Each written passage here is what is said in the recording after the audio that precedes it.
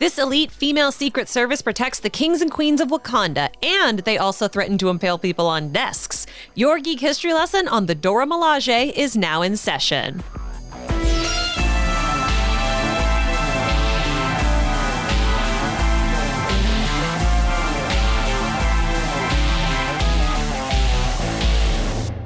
Hello and welcome to Geek History Lesson. I'm Ashley Victoria Robinson. And I'm Jason Vibranium Inman. Welcome to Geek History Lesson, or the Mine University as we'd like to call it, because we'd like to tell you about one character, one construct, one group of amazing female warriors in a little bit less than an hour. Sometimes more than an hour, sometimes less, sometimes the amount is just right. And today is a powerful bunch of women that I know for 100% certainty could kick my ass. The Dora Milaje. Yeah, they could. I have no doubt. Feel safe saying they could take down us and everyone listening. I don't need to like. Somewhere, one of our nice service members who's listening is like, well, I think I could give them a fair fight. Look. If you're Delta Force, maybe. Or a Ranger. If you remember, well, Delta Force is better than a Ranger. Oh, is it? Yeah. Oh, yeah. So, I'm not American. Leave me alone. If you're a member of Delta Force, or maybe you're a Navy SEAL, perhaps you might stand up as the Dora Milaje. I think everybody else, you're boned. You're boned. I don't care how much CrossFit you've done. Your 90s just came out so hard. You boned. You boned. Anyways, the Dora Milaje, we're talking about them because of Black Panther. Wakanda Forever is hitting theaters soon. We are excited to return to the world of Wakanda. We are excited to hear more about wherever the Black Panther franchise is going to go. And we should just note really quickly on top of this, at the time of this recording, we have not seen Black Panther Wakanda Forever, so there will be absolutely no spoilers for that movie. So you're safe. This is the perfect podcast to listen to. Get a little bit of Dora Milaje goodness inside your soul and recharge your vibranium, as some people might say, and, walk into that movie theater. Yeah. Did anybody suggest this lesson? 2 people. Wow, really? Yeah. And I didn't even... Sometimes I go fishing for requests. I didn't even have to go fishing for requests for this one. Everybody, you can request future lessons or future Geek History lessons at GHL Podcast on Twitter or Facebook.com/Geek History Lesson. Who are our technical assistants this week? Our 2 teaching assistants. I'm calling them technical assistants. Are Trevor Garner and at Lilyanka. I don't know if that's your real name or if that's like a rap or a performance name, but I like it. I think it's cute. So thank you both for requesting the Dora Milaje. Nice. Are we ready to run screaming away from the Dora Milaje into the 10-cent origin? Screaming away in terror? Absolutely, yes. All right, everybody. We're going to open up the podcast with the 10-cent origin. This is the section of the podcast where Ashley is going to give you the cliff notes, the very quick 10-cent origin of the Dora Milaje, in case you're invited to the capital city of Wakanda and you're at a nice, lovely diplomatic function and somebody walks up to you and says, hey, can you tell me a little bit about this Dora Milaje? You'll be well prepared. I would like to say before we get into this, there are a lot of names that we're going to use throughout this that are African or African inspired. I don't speak any native African languages, so I am doing my best in the pronunciation. Awesome. So the Dora Milaje, aka the Adored Ones, aka the Mighty and Adored, are Marvel Comics characters. They are bodyguards to the current Black Panther. So that is not just T'Challa, who we typically think of as being Black Panther, whoever currently holds the Black Panther title. They were created by Christopher Priest and Mark Texeira. It might be Tahara. I'm not familiar with the last name. I've heard it as Texeira, but I'm not certain. I've never met the man. No disrespect. Very talented. Your work is amazing. They were created in what is still considered to this day to be the best Black Panther run. Their first appearance is in Black Panther Volume 3, Number 1 in September of 1998. They are younger than I thought. I didn't realize the Dora Milaje were a Priest invention. They're a creation of Marvel Knights. Yeah. They are based in Upanga, Birnenzana, Wakanda, which is it's a city in Wakanda. Their members include Dahlia, Lulu, Nayla, Narima, Onyeka, Asira, Fulami, Mbali, Mira, Nakia, Okoye, Zola, and a secret strike force known as the Midnight Angels, who I'll tell you a little bit about later, made up of Anika, Ao, and Tila. Their abilities include Kimoyo beads. Now, the Kimoyo beads are the bracelets that you see all the Wakandans wearing in the Black Panther movie. That specific power set kind of seems to change depending on how people want to use Same with them. vibranium. Whatever we want vibranium to do, we can do. It's the same thing with Iron Man's armor. It's the same thing with Scarlet Witch's powers. It's the same as dilithium crystals in Star Trek. Yes. Whatever we want them to do, they can do. Kimoyo beads typically allow for searching the internet, communication between wearers, and tracking devices. The Midnight Angels have a specific type of armor. All of the Dora Milaje have vibranium armor and various vibranium weapons, jetpacks, and access to Quinjets. So they don't actually have superpowers. They are like Batman, like Iron Man. They are tech-based superheroes. And their team affiliations include the Fantastic Four, the Hatut Zaraze, Manifold, Storm, Thunderball, the Wakandan Army, War Machine, White Tiger, and the X-Men. And they are portrayed in live action by Lupita Nyong'o, who plays Nakia, even though in the Black Panther movie continuity, she does not appear as a member of the Dora Milaje. She is canonically, per the comics, a member of the Dora Milaje. Danae Guerrera, who plays Okoye, Michaela Cole, who's going to be playing Anika in Wakanda Forever, and Florence Kasumba, who plays Ayo. So those are as your meet cute on, or sorry, your Tencent origin on all of the Dora Milaje. Now we're going to go into the meet cute, Yes. where Ooh. we are going to reveal where we first meeted and cuted is a term that we stole from romantic comedies.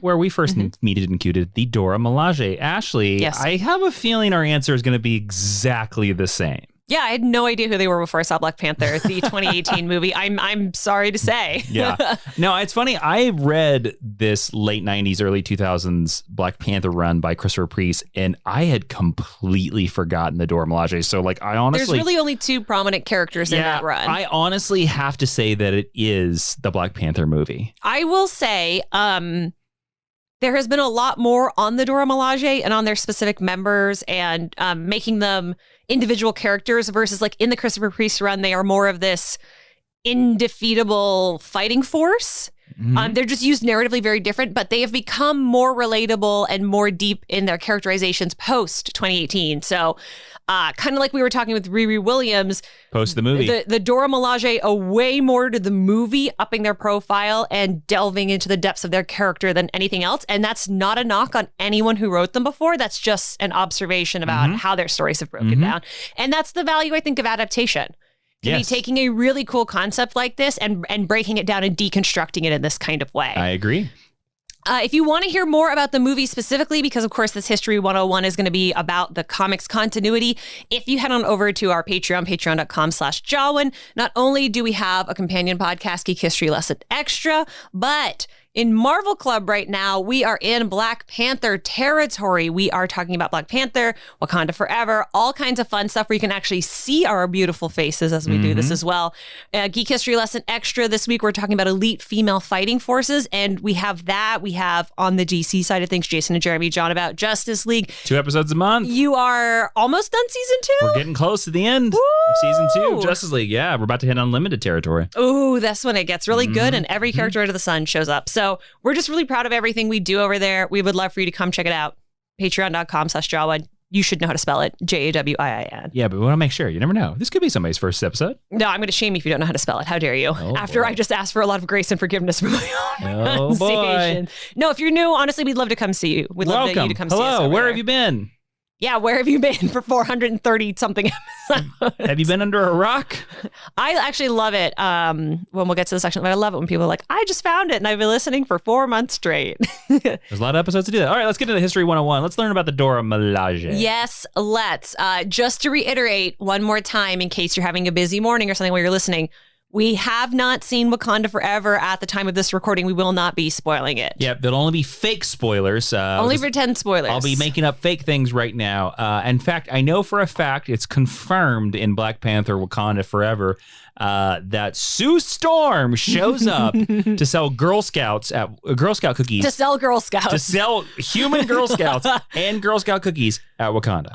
Confirmed. All I have to say is that Dora Milaje wedding was quite something, wasn't My it? personal friend Kevin Feige told me that. So, All right, Ashley, let's hear about this amazing female fighting force. Yes. So the Dora Milaje are the personal bodyguards of the Black Panther, and they are recruited from every tribe in Wakanda. Mm-hmm. This is intentionally designed to promote unity among all regions in Wakanda. They are also noted as being, quote, a pool of superior Wakandan women. Mm-hmm. Now, if you listen to last week's Geek History Lesson when we talked about Riri Williams, Yes. Jason made a joke about maybe there are men that are Dora Milaje. There are not for this specific reason. So per Marvel, Mm-hmm.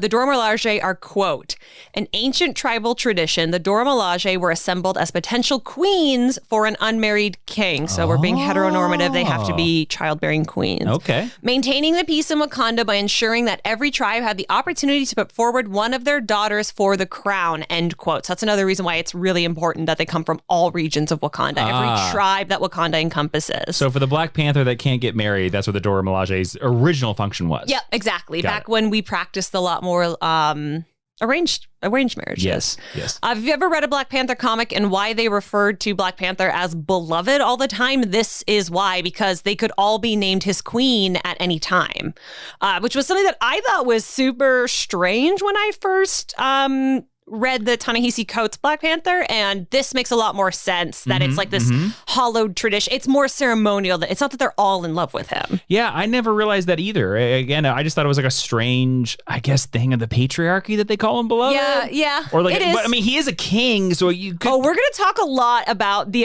concept of a king and how like forward-thinking Wakanda is a little bit later. Okay, great. Then we'll just leave it there. Yes, yeah. Although in contemporary continuity, they tend to be like a little more like the DC Amazons. They have interpersonal relationships with each other. For example, Aniko and Ayo have been in a romantic relationship for a long time. I would love to see them get married in the movies. I think it would be so great. All right. They're not necessarily all actively vying for Black Panther's hand. Got it. You may remember from the Tencent origin that those two characters, by the way, are going to be in Wakanda forever. So, maybe they will be married. I would love that. Typically, the Dora Milaje speak, I believe it's pronounced the Hausa dialect, Hausa. And they typically don't speak to anyone except the king, the royal family, or each other. So they're stoic. They're removed from a lot of the other Wakandans. So they're kind of like the British guard, the guards in front of Buckingham Palace that don't speak. Or even like the handmaidens from Star Wars. Yeah, fair. For Padme.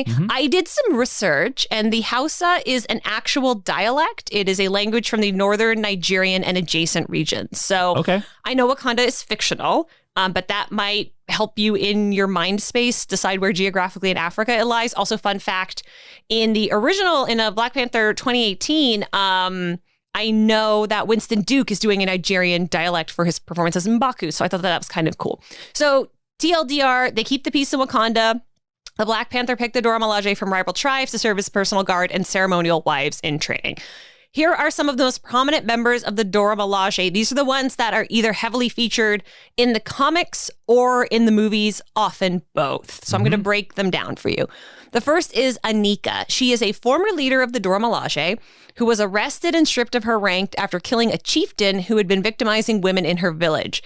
After escaping, she became half of the vigilante duo known as the Midnight Angels. We've talked a lot about them, more to talk about them coming up. There's a character named Asira, who is a princess of the Jabari tribe. The Jabari tribe is M'Baku's white gorilla tribe.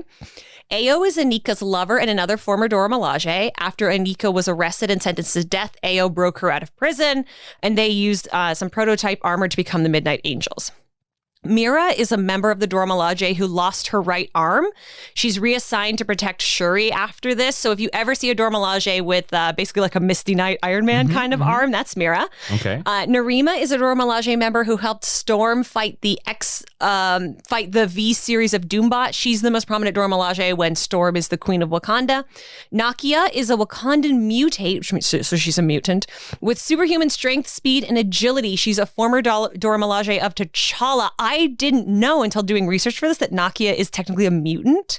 I didn't know that either. And I think that would be so cool if we saw it. I don't think they'll do it in the movies, but I think that is such a unique thing to her.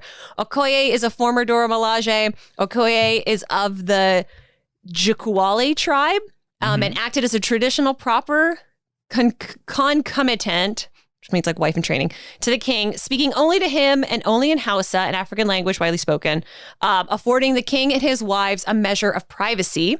There's Queen Divine Justice, who's a street-smart queen of the Jabari tribe of Wakanda who was raised in Chicago. She was a former Dora Milaje of T'Challa. She originally went by the name Shantae Giovanni Brown. Okay, so she is sort of naturalized to Wakanda. Exactly, yes. All right. And then lastly, there's Zola, who's the headmistress of the Dora Milaje, who trained most of these girls. And has no relation to Armin? Armin Zola. No, she does not. Okay.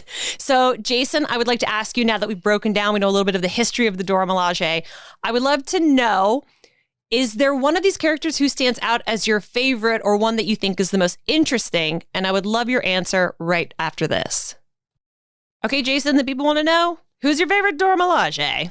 I mean, I think it might be Zola now. I mean, just based on who was the one with one arm? Oh, Mira.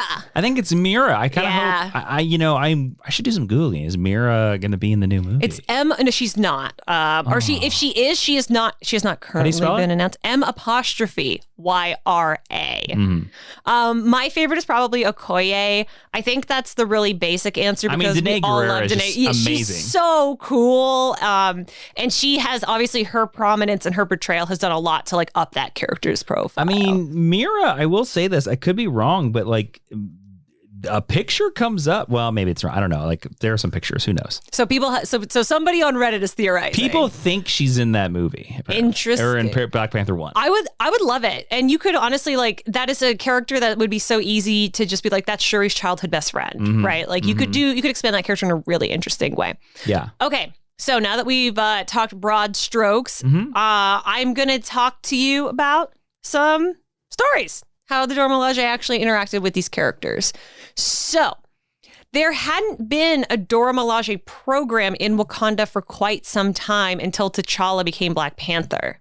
He actually, which is used to explain why in the original why we haven't Kirby seen it and for Lee, like 50 years. Yeah, exactly. Okay. So I'm like, honestly, fine. They're an ancient order. He reinstated the Dora Milaje program to calm tribal unrest in the kingdom after his proposed marriage to a character named Monica Lynn. If you haven't heard of Monica, don't worry. T'Challa doesn't wind up married to her. She just kind of causes some trouble in these early days.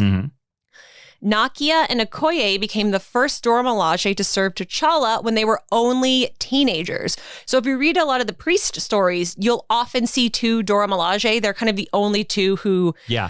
They're always they're side by side. They're the Secret Service. They're the two bald ladies who are always behind him. That's Nakia and Okoye. As a result of their age, because they were underage, T'Challa made it very clear that he viewed them as daughters and not as potential wives because T'Challa is a good guy. And this is a story written and created by people in North America who are used to monogamous relationships.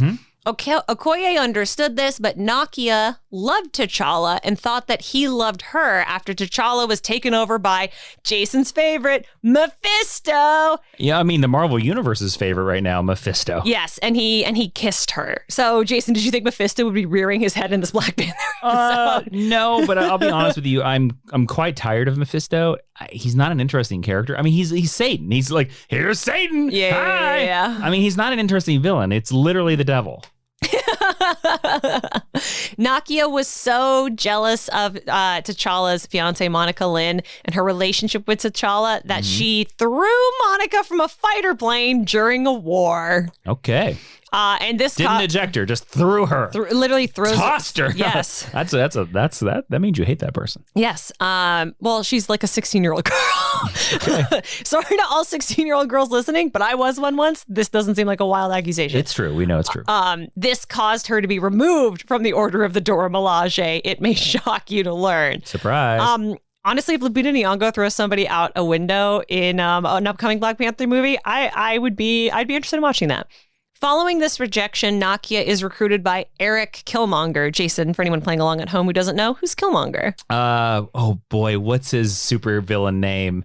I can't tell. Killmonger. Yeah. It's also his last name. He's the villain of Black Panther 1, if you've seen the MCU movie. He's played by the wonderful Michael B. Jordan. The wonderful Johnny Storm. Yes, and the wonderful upcoming Superman, maybe. Boy, I forgot about that rumor. If that movie ever comes off the ground. Well, listen. By the time the years in the future, I can't wait for these comments. People will be like, "Yeah, I told you he's gonna be Superman." Look, we don't know. We can't predict the future. I don't have a crystal ball. So, Or do I? While she was working for Eric Killmonger, she became an obsessive stalker of T'Challa and went under the name Malice. Ooh, Malice. Yeah. I think that's the name of a Sue Storm identity as well. Malice? Yeah, I think so. I mean, I gotta be honest, it's not the most original evil lady name. But yeah, Sue Storm got dressed up in a BDSM outfit with spikes and chains, and she was like, "I am Malice." Wow. Yeah, serious. Maybe she borrowed it from Nakia. Who's to say? I think Nakia borrowed it from Sue Storm. Maybe. I mean, Sue Storm I think she is might the still mom of the Marvel Universe. She might be still a teenager at this time. All right. After Nakia was removed from the Dora Milaje, Okoye was joined by a new member because she needed another character to talk to. Okay. And this is the American. This is Shante Giovanni Brown, who came over from Chicago. She's only kind of American. She was the princess of the outlawed Jabari tribe, who are the worshippers of the white gorilla, the tribe that's led by M'Baku in the movie. She had been born in Wakanda, where in the Jabari tribe's ancestral land, and was exiled to the United States during a tribal war that killed her parents. She learned of her Wakandan heritage when she grew to be an adult, when T'Challa inducted her into the Dora Milaje. So T'Challa just kind of shows up and is like, "Hey, I know Chicago's great, but what if you came to Wakanda and you protected my honor?" And she said, "Sounds good. He's like, "Let's go for it. Let's go. A free plane ticket? I'm all about it." T'Challa did not tell her the whole truth, and it was a long time. Of course he didn't. Well, T'Challa. he didn't tell Shante exactly how her parents died. He didn't tell her that they died during the Civil War. He kind of left her to her own devices to learn about her backstory and her history. It's almost like if he had just told her the truth, none of this drama would have happened. Almost. This did eventually sow a lack of trust between them for a while, which isn't the best trait to have going on between a Black Panther and one of the leaders of the Dora Milaje, if I can offer notes. Okay. To T'Challa. Sure. Over time, the Dora Milaje expanded with a lot more active members from various tribes. When T'Challa married Aurora Monroe, aka Storm of the X-Men, they were no longer in line as potential wives because he had a wife. Yeah. So even though T'Challa stated from the beginning that he was not going to marry any of the Dora Milaje, now those doors were closed. It was absolutely not happening. So once he got married, the Dora Milaje were offered the chance to leave the Black Panther service, because you can understand how if you're a young woman with aspirations, you couldn't be the princess anymore. Maybe Kate Middleton wouldn't have wanted to stick around as a Dora Milaje, is all I'm saying. That's right. And you're like, I'm not going to take a bullet for this guy anymore. That's right. But because T'Challa's such a good guy, every member of the Dora Milaje stayed in service of the Black Panther. Aww. And they also absorbed the responsibility of protecting his wife's health and safety as well. He must be a really good boss. Honestly, let's talk about that. That's okay, great. Sure, let's go. I think if you were looking at all of the we'll say the Avengers from the scope of the MCU, or certainly some of the more popular characters, I mean, T'Challa has to be near the top in terms of quality of employers. I would think so. Because he's a good human being. He follows a lot of the heroic journey kind of traditional senses of what nobility is. He seems very fair. He's kind. He flies people around the world. Yeah, I think he's 100% a great boss. I mean, he's definitely a better boss than Reed Richards. Or Tony Stark. Yeah. I mean, Steve's probably near the top as well. Steve doesn't take employees. He doesn't understand. I'm just saying if he did. Yeah. He's no Norman Osborn is all I'm saying. That's fair. So now we're going to jump ahead quite a bit, and we're going to jump all the way to Civil War. Jason, what's Civil War? The first one. Okay. The only one. Not the American Civil War. The only one. Not the Spanish Civil War. No. The Marvel Civil War. The Marvels, the superhero Civil War. Okay. Stamford, Connecticut goes boom, boom, boom. And that makes the government real mad about superheroes. So they want all superheroes to sign up and register and become basically government employees. Iron Man says, great idea. Captain America says, terrible idea. And they punch each other a lot. Do you remember whose side T'Challa took during the Civil War? Pretty certain he was on Captain America's side. Do you want to take another stab at that answer? Pretty certain he was on Iron Man. That's right, Jason. Mainly because I knew it. See, I know these things, Ashley. Yeah, I mean, you're the expert. That's why you're here. Of course. Mainly because he was focused on killing the Winter Soldier at the time. And Iron Man was like, you can go shoot him. I don't care. So he had such a revenge quest against Bucky that he was just like, look, I don't care if this guy is right. I am not attending meetings with this guy dressed like the American flag. Also, if you think about it from this standpoint, he's not an American national. Who? T'Challa. That's fair. So him siding with the American government as a foreign delegate is probably the smarter choice. Yeah, and they were like, register. And he was like, I'm going to kill this maybe Russian guy. Of course. So that's why. So during the Civil War, the Dora Milaje are assisting Storm and they're assisting T'Challa when they go on a visit to the White House as ambassadors of both Wakanda, of course, but also the Tony Stark per registration group of superheroes. There is an incident there which leads the Dora Milaje into battle against War Machine and his Sentinels. Because they were like, you can't go inside the White House. And the Dora Milaje were like, they're gonna go inside the White House. And they were subsequently put under surveillance by the U.S. government because they didn't like that a foreign national had such a powerful strike force, even though T'Challa and Aurora were operating on the side of like pro-registration act. And also both have superpowers. Yes. Yeah. I will say that I have no problem imagining the U.S. government extensively researching a group of powerful African women. That strikes me as absolutely accurate. Yeah, that seems standard. Yeah. I'm like, absolutely, they would put these women who are doing nothing but their job in that they are protecting their boss under intense surveillance and research. When later T'Challa was followed by Black Widow on his way to treat with Captain America, two of the Dora Milaje confronted her and were like, back off. We're here to protect our boss. They get in a lot of trouble for doing their jobs. Okay. All right. And she doesn't like that. They fight. Immediately after this confrontation, Iron Man and the Cape Killers went to the Wakandan embassy because they are going to arrest the Dora Milaje for fighting Black Widow, but they are denied entrance by Storm. So they're not a huge part of Civil War, but this is the beginning of what will become a break in the ranks of the Dora Milaje. Okay. And which ones are going to stay focused on themselves and which ones are going to stay focused on the mission of protecting the Black Panther, which is ostensibly what they're there for. The Dora Milaje make their next major appearance during one of the events that is closest of all to Jason's heart, Dark Reign. Jason, what's Dark Reign? I'm not certain. What you mean? Where Norman Osborn is? Yeah. Well, I think there's been a couple Dark Reign. There's been a couple things called Dark Reign, so that's why I was a little bit thrown off here. Oh, so you're talking about this is when Norman Osborn is in control of S.H.I.E.L.D. Yes, exactly. Or is he renamed it Hammer? Yes. Okay. I just know that this is an era. Anytime you're just not particularly fond of it. So I actually like this era. I thought you didn't like this. I don't know where you're coming up with this, Ashley. Maybe I'm just mistaking it with Fear Why itself. are you rewriting history like the Dora Milaje? What's going on here? Because I can do whatever I want. I'm in charge of the lesson. That's right. During the events of Dark Reign, which I wrote as Dark Right, Doom. Dark Right. Dr. Doom kills two Dora Not Milaje. Mr. Doom? Not Mr. Doom. Dr. Doom. He earned that medical degree from Hollywood Upstairs Medical University. I think he did because he went to college like for physics. So when did he get the medical degree? Well, I guess you can have a doctorate in physics. You can. All right. Never mind. So we have fine arts degrees. Doom killed two of the Dora Milaje, and it might shock you to learn that this caused T'Challa to strike out against him and eventually handicap Dr. Doom. Why didn't Doom just, make them an offer they couldn't refuse?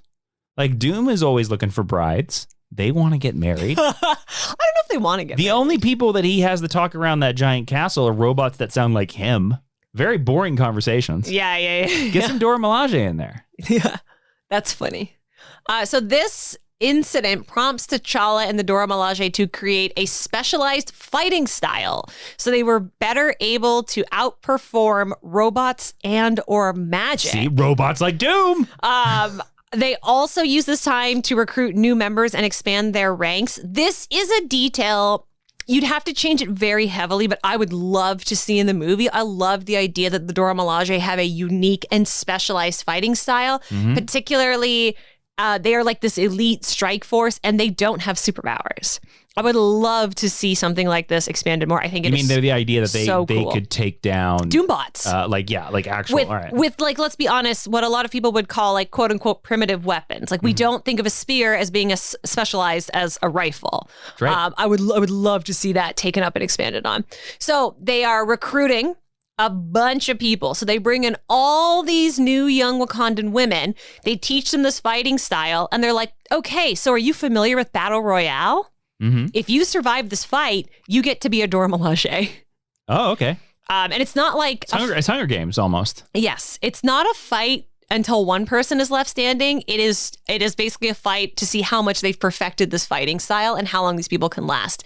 People do die. Okay. How many Dora Milaje candidates? There's 30. How many do you think die? Wait. There's 30 total candidates. Yeah, all brawling. And how many slots are there? Do you know? It's just they're going to take as many as pass. I'm going to say 27. No, 2, just 2. Oh, Two okay. die. So it's actually not that dangerous. Oh, okay. But I mean, wow. I knew you were either going to guess too high or too low. I mean, you said it was pretty brutal, so I went with it. I think it's brutal by superhero ethics, Okay, right? got it. We're in the black and white reality of like you are good or you are bad. Like the fact that Black Panther and Okoye and A like set these up, and then 2 women die. Mm-hmm. I was shocked when I learned this. I will also say this: I'm in no way saying that Doom is part of Wakanda Forever. I don't know, but I am saying I would love to see the Dora Milaje beat him up on screen. That would be so satisfying for me for so many reasons. Excuse me, everybody. Jason was so enamored with the idea of the Dora Milaje kicking the snot out of Dr. Doom. Look, that's Kicking him all the way back to Latveria. That's on my wish list for Wakanda Forever. I hope there's a little Doom thing in there, a little Doom bot. Just one Doom bot. Just one little. He's maybe the size of a micro machine. He's maybe the size He's of a mini Doom. He's a mini Doomie. Of a Kimoyo He's a bee. mini Doom. Would you rather Maybe he's see a mini Do. Would you rather see a Doom bot or a Herbie? Ooh, actually, this is a Sophie's choice. I'd rather see a Herbie. Yeah. The Herbie, the Fantastic Four, the beautiful little Herbie. I'd rather see Herbie, but I'll take what I can get. Look, I'm getting Namor. We talked about this last week. I'm glad that we're getting the little wingies on the side of Namor's legs and his little green, perfect little boy shorts. But I'll take a Herbie. Yeah, I'll take that. Yeah. Yeah, but the problem is that like Herbie, Herbie has a little smiley face. He's a robot. He'll fly into Wakanda. The Dora Milaje will murder Herbie within seconds. They're very aggressive. But they are, which is appropriate to their jobs. It's interesting because sometimes Herbie is like a fully fledged character, and sometimes the Herbies are a little bit disposable. My Herbie is a fully fledged person. Is he? Yeah, he's a full AI. Is Herbie a boy? Does Herbie have gender identity? Well, I mean, what are Herbie's pronouns? It's he. Herbie is because Herbie is designed as a companion to Franklin. Oh, sure. So a little boy. Yeah. Okay. Whoa, that makes sense. Almost had a tragic. I almost spilled my glass of water, and Ashley went, "Whoa!" The fact that Herbie was the companion pal of Franklin Richards. I love Herbie. We have more than one. Can we have an action figure spotlight?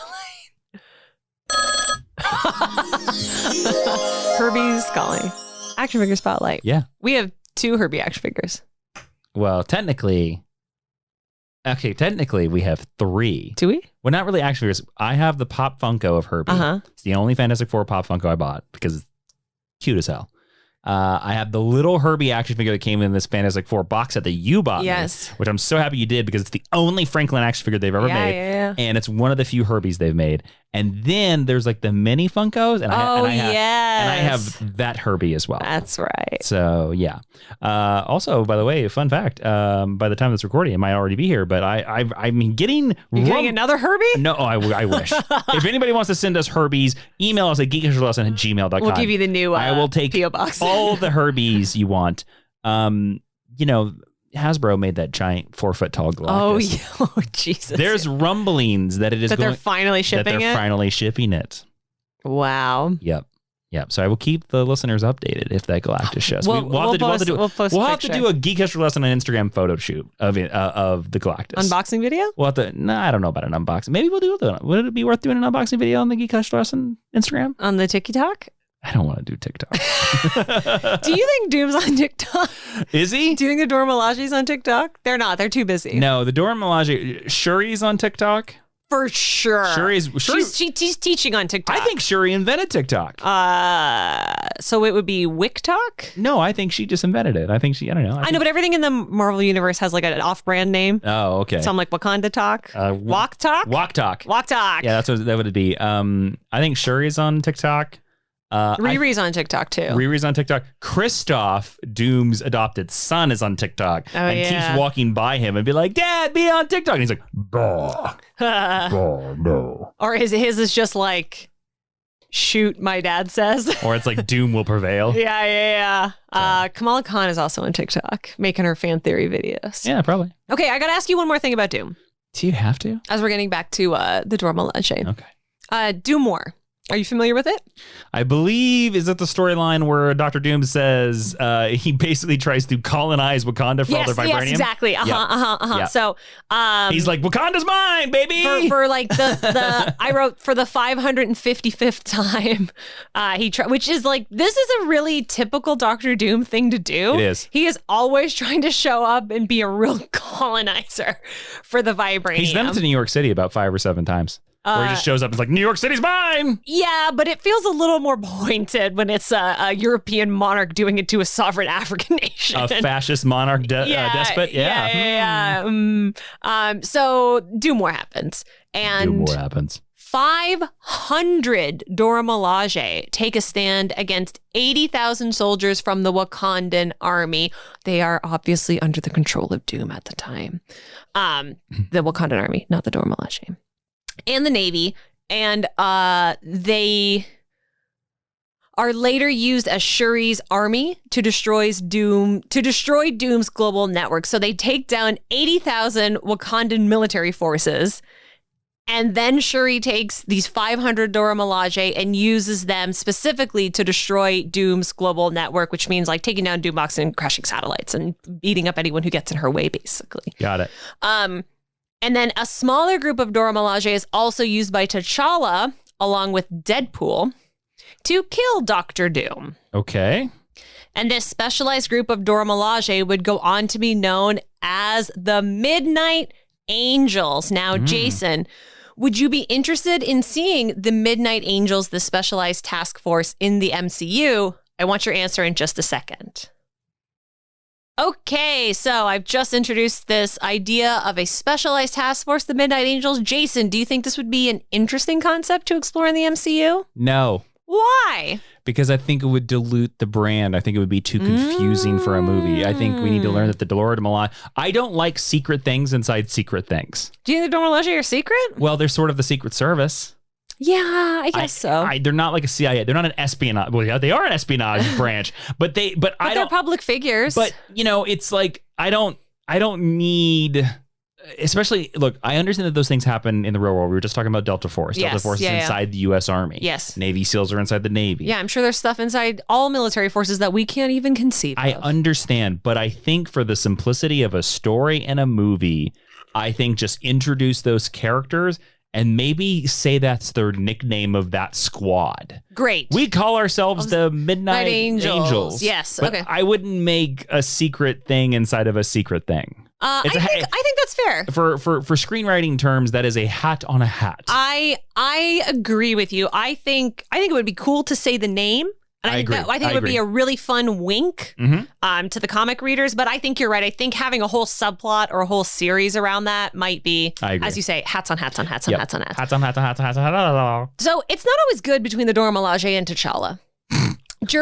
Well, they're his wives. Of course not. They're not his wives. During a recent war with Thanos known as Infinity, because there's always wars with Thanos, the Dora Milaje actually rejected T'Challa's leadership in favor of Shuri's leadership. Shuri had also, by this point, been a Black Panther, so this is not a totally out-of-line thing to do, because they believed that she would stand against Namor, who was under the influence of the Phoenix Force at the time, and they did not believe that T'Challa would. So they broke their spears symbolically and came under the orders of Queen Shuri. So, went and stood behind her. I don't really love this event. I will not be recommending Infinity in our recommended reading. But I wanted to bring this up because the action of the Dora Milaje centering around Shuri and Namor is obviously going to be a conflict and drive a lot of the drama in the upcoming Wakanda Forever. So if you were looking for a comic book nod that they might make or precedence in canon, it is here. It is in this story in Infinity. After that, the Dora Milaje underwent a bit of a revolution led by Ayo and Anika. Those are the two characters who are appearing in Wakanda Forever, who are girlfriends. They kiss. Okay. After they appeared to steal 2 prototypes of Midnight Angel armor and defected from Black Panther's service and the service of the Wakandan royal family. So they steal these 2 sets of armors that were being designed for this task force, and they run away. Interesting. They don't want to work for the Wakandan royals. They don't believe in the monarchy. Interesting. So I'm not gonna get too far into speculation on a movie that we haven't seen yet, but I just want to point out that I have seen action figures for a certain character that's going to appear in Wakanda Forever that has like an experimental armor. That's pretty big. And me thinks and me's wonders if perhaps there might be seeds pulled from this. There might be some connections in the storyline. Yeah. So Ayo and Anika believed that Wakanda deserved a better leader than T'Challa, and they began to liberate. They began to liberate oppressed Wakandans they believed had been neglected for too long, specifically groups of women who were either ostracized or oppressed and had asked for aid, and nobody else had looked after. Very similar to, if you remember, in the 2018 Black Panther movie, we see Nakia, when we meet her, is working for this kind of disenfranchised group of people as well. Yes. And she accuses T'Challa of basically being a city boy and not having his eyes on all of his people. Okay. This village of women that they initially free were attacked by the Jabari white guerrilla army. Which is M'Baku's people. That's right. And the women who stood up and protected themselves took on the name of Dora Milaje during the conflict and after, even though they weren't following in the tradition of working for the royal family or protecting Black Panther. The Midnight Angels and these new Dora Milaje, along with some Jabari tribesmen who came over to their side, killed the white gorilla, whose name is Lord Mandla. He's a bad guy. Don't worry about him too much. Basically, they were not being led by M'Baku. They were being led by a bad guy at the time. Yeah, he's a classic Black Panther villain. Exactly. I just don't worry about it. They took back control of the Jabari lands, created a sovereign nation, and named themselves its leader. Hooray! Hooray! Going against Anika and Ayo's best instincts, the new Dora Milaje also supported a rebel group known as the People, and they established an alliance with them. Okay. The People helped the Dora Milaje stand up against an attack from Black Panther's Hatut Zaraze, which are the secret police of Wakanda. Again, I'm not sure if I'm pronouncing that. Secrets upon secrets. Yeah, so we're like two strike forces deep right I'm also now. going to point out that it is just also a little confusing as a Marvel fan like myself that there's also the Midnight Suns. Yes. And then these are the Midnight Angels. Yeah. And the Midnight Suns are like the vampire group of... Yeah, it's like Ghost Rider. It's like all the Ghost Rider. They're just Damon like dark. Hellstrom. Yeah. So it's a little... Every time you say Midnight Angels, I always think I'm like, Ghost Rider? Yeah. T'Challa and his secret police attacked the Jabari lands repeatedly until the Hatut Zaraze were then taken as prisoners by the Midnight Angels. So the ladies win. Okay. The Midnight Angels and the People, the other group that they were working with, planned to carry out a coordinated attack against the Golden City, which is the capital city of Wakanda, until the Midnight Angels confronted the People for their violent tendencies of the soldiers towards the women they were supposed to be liberating. Interesting. So there's a crack there. Not long after, the Midnight Angels liberated the Hatut Zeraze, they had taken prisoners in order to show that they would not give in to violent methods. So yes, they had taken these prisoners, they had won the battle, but they let them go because they weren't going to kill them. They were just bargaining chips. Anika announced publicly that they would not be acting violently. And along with the confirmation of her rejection of T'Challa and the monarchy, she ran away into the woods, screaming that she had no country anymore. When Shuri confronted her and subsequently her girlfriend Ao, she asked them to assist the Black Panther from an assault carried out by the people, their current and former allies. So she's like, hey, I know you ran away and I know things went bad for you, but like, I trust you. I need you. Can you come back and protect us?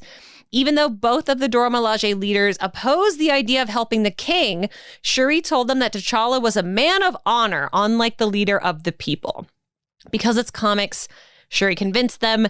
They did. The people were overthrown. And following a big fight, T'Challa held hearings for the Dora Milaje at Bimim Azaria, which is like a big courthouse in Wakanda. Okay. The Midnight Angels demanded for their lands to be made independent, the Jabari lands that they had taken over. But because patriarchy and because comics have to fall back into the same patterns over and over, you got to put the toys back in the toy box. They got to go back exactly the way. It's always a perpetual second act. Exactly. While on trial, Anika realized the value of their king and made peace with him. All right. These events inspired T'Challa to form a council to write down a constitution so Wakanda could have a democratic government. But he would remain king and the sole representative of his people and their ruler. So he couldn't just call himself an ambassador and not be the king anymore, because then he couldn't live in the palace and then he couldn't have all the pomp and circumstance. So he became like the No, queen, he became like the queen in England. Oh, yes, exactly that. Okay.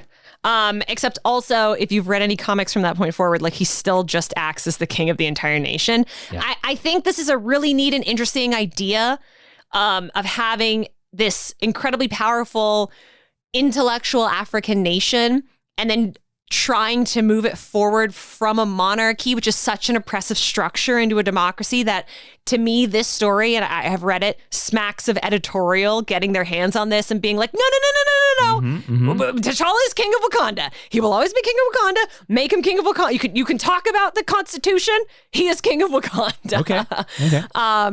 And this is where we're going to leave our lesson, because there is currently Protectors of Wakanda is being published right now, which is starring the Dora Milaje characters and fleshing them out. And we are not going to spoil current continuity comics. So that is your Dora Milaje geek history lesson. Awesome. Thank you. What's next? Next is the recommended reading, where Ashley is going to tell you 3 or 4 books that, if you're interested in more Dora Milaje or Midnight Angels, the weird Charlie Angel spinoff that didn't happen, you can read them at geekhistorylesson.com/recommended reading. There's little widgets there. You can click on it. It'll take you right to the book, and you can have lots of books to read during this upcoming holiday season. Yes. The first thing that I'm going to recommend for you is Black Panther Volume 1 by Christopher Priest. This is the volume that introduces the Dora Milaje. Their concepts, if you want to see them in their original forms, this is where they come from. Also, we've recommended this, I think, on every single Black Panther episode we've ever done. If you have just never read Black Panther by Christopher Priest and you have any passing interest in it, like, this is art. Read this book. I'm also going to recommend Wakanda Forever by Nnedi Okorafor. She is not only an incredible African futurist prose writer. Like, I can't recommend her prose enough, but she wrote Wakanda Forever, which is the first book that is solely focused on the Dora Milaje, that is not just them as supporting characters in a larger Black Panther or Shuri story. So I'm going to recommend Wakanda Forever. And then I am also going to recommend the book that's coming out right now, Protectors of Wakanda, a history and training manual of the Dora Milaje. It only started in September of this year, so the trade is coming out next year. This is a pre-order if you pick it up at the time of the recording, by Karama Horn. She is one of my favorite voices on Twitter at all. I was so psyched when she got this book. And this is really picking up where Wakanda Forever left off, building out the history and the mythology of the Dora Milaje that we have been establishing for so long. And I also... Is it accessible for somebody who is not like that well versed in Black Panther? Yes. Okay. I have read the first 2 issues. Uh-huh. If you just kind of know that they are this If you've fighting just seen the force, movie, you're fine. Yeah, honestly. Okay. It's really, really good. So I would recommend picking up all 3 of those if you are looking for the best Dora Milaje Black Panther reading experience. Awesome. Now we're going to move into the honor roll. What's that, Ashley? The honor roll is where if you go over to Apple Podcasts and you leave us a 5-star review, we will read whatever you write. If you're a nice international listener, we love you very much. We cannot see your Apple Podcast. So please take a screenshot, email it to geekhistorylesson@gmail.com. Let us know where you're from and we will read yours. These 2 people joining us today. First is Avery_sleepy ? Who says, ! Love your podcast. Please do a Saga episode if you read Saga. It's to the point. It's simple. I like it. But I don't know if I like that they don't know if they're sleepy or not. Yeah. My favorite thing is honestly to read people's usernames. They are also joined by Abersman, who says, woohoo! I just want to say you 2 are awesome. I first stumbled across GHL in early 2021 when I started having long commutes every day, and wow.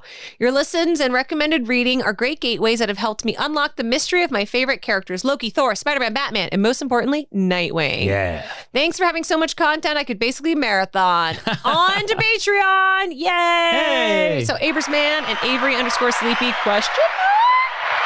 Thank you so much for your kind reviews. Yeah. I think maybe I read one of those before. Oh, well. It happens sometimes. It does. Right? Yeah. It's all good.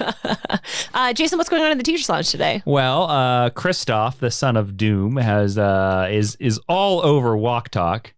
And Walk Talk. He's doing these really amazing Eastern European meat pies. Uh-huh. And he's just teaching everybody how to make them. It's fascinating. It's fascinating. I mean, there's a lot of boysenberry everywhere in the Teacher's Lounge today. But welcome. Come on in. Watch out for Kristoff. The gate is open wide. The gate is open wide. Thank you to everybody who listened to this episode. If you really enjoyed this episode, please suggest it to a friend that enjoyed Wakanda Forever or enjoyed Black Panther 1 or just likes the sound of voices on electronic recordings. Any of those people, I have a feeling, listener word of mouth is the best way to grow this podcast. And we want to make the Mind University as big and filled with as many super friends as we can. We have a lot of great future episodes coming up before the end of the year. We have a lot of future episodes. We do. We have a lot of episodes in the future. I can guarantee it. The number right now is endless. It's infinity. So go check those out. And don't forget to subscribe and download this podcast everywhere you listen to podcasts on, Apple Podcasts and Spotify. You can find the podcast and suggest future lessons. Where can they do that, Ashley? You can do that at geekhistorylesson.com. If you put a /blog on the end, you get a sweet new post every Thursday. You can also do that at facebook.com/geekhistorylesson, on Twitter at GHL Podcast, or on Instagram at Geek History Lesson. Don't forget, you can follow Ashley on Instagram, Twitter, and TikTok at Ashley V. Robinson, and you can follow myself on Instagram and Twitter at Jawin. That's JAWIIN, and on TikTok I'm sitting on that at Geek History Lesson. So if you want something to happen on the Geek History Lesson TikTok, you better tell me. I'm literally have no ideas what to do over there. So come help me out over there. Anything. Do you want me to make meat pies? I can do that. I will, maybe. And now it's time for Stick Around. Because you stuck through the plugs. Ashley, what are we talking about? Why are the Dora Milaje so badass? No, my real question is... I was going to be like, okay, 3, because they are. So remember when they announced the Dora Milaje show? I remember when they announced the television show called Wakanda Forever. Do you think that show's ever going to happen? No. I don't think so either. No. Makes me sad. Here's the real answer to that. Sure. How much content will Disney Plus need over the next 5 years? If the answer is a lot, then that show's going to happen. If the answer is not at all, that show's never going to happen. That's so funny. I had forgotten that the show was called Wakanda Forever. It was. And then it makes me wonder if when we had to deal with do we recast Chadwick Boseman, if they were like, well, we have the basic plot of this, which involves every character besides Yep. Black Panther. Let's make that Yeah, the movie. remember- I never even yeah. thought about that before. Yeah, it wasn't Wakanda Forever. It was called like World of Wakanda, which is what the Yep. comic is called. But yeah. we were supposed to get Black Panther 2 and World of Wakanda at the Yes. same, like I think at the same time. Well, which would have made, or at least in the same year, it would have made a lot of sense. And it was yeah. sort of advertised as the Dora Milaje show. Yes, yeah. Yeah. I think Tene Guerrero was supposed to star. So I think you're right. I think they took a lot of that plot and they stuck it in this movie. Yeah, and I'm not even mad about that if that's No, the me case. neither. I'm happy for more Wakanda stuff, but I now think that show will not yeah. happen. Yeah. Wow, I hadn't even thought about that. Blew my mind. Yeah. And to answer your first question, why are they so badass? Because they don't have hair. It's aerodynamics, baby. Yeah, man. I mean, there is something very beautiful about a bald-headed lady, and they all illustrate that very well. Yes, they do. Yes, they do. Should we call it Danae Guerrero and compliment her amazing bald head? Sure, let's. Okay. And all right, here we go. 572-212-3358. That's not a real phone number. All right. Thank you, everybody. Someone screamed like, "That's my phone number!" Hey, Don't call me. Hey, Siri, call 572-338-4482. Hey, Google. Anyways, thank you so much, everybody, for listening. I am Jason. Will never be a Black Panther Inman. Truly not. I am Ashley Victoria. I'm not worthy. Robinson. I'm just not worthy. Yeah, same. I'm not worthy. Hard for same. It. You know, I'm just not. Yeah. Ashley, please close out our amazing Wakandan podcast. Class is now dismissed.